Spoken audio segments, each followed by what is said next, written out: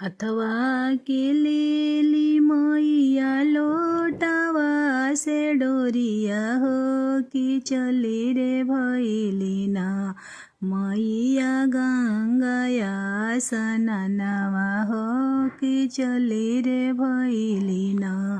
मैया गंगाया सननवा हो कि चली रे भैली ना कैया सननवा मैया धोतिया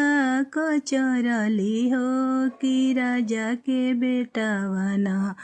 मैया परोड़िए चलवले हो कि राजा के बेटावना मैया के आचारा धई बिलमैले हो कि राजा के बेटावना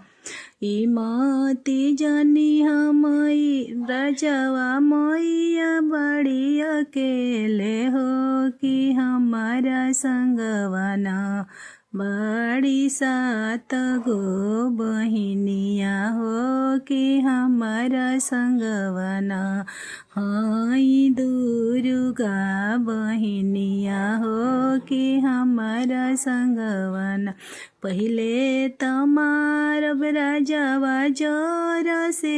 बुखारावा हो कि फिर मारब ना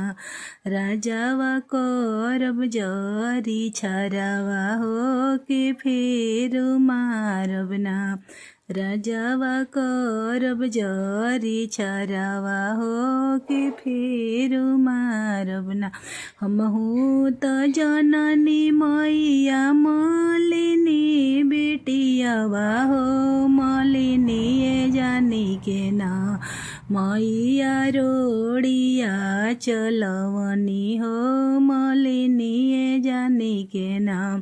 मैया के आचारा धई बिलमैनी हो मलिनी जानी के ना रोवेली रजवा किया मालट धुनी के सिया हो कि अब की बेरिया ना मैया बालकवा भिखिया दी हो कि अब की बेरिया ना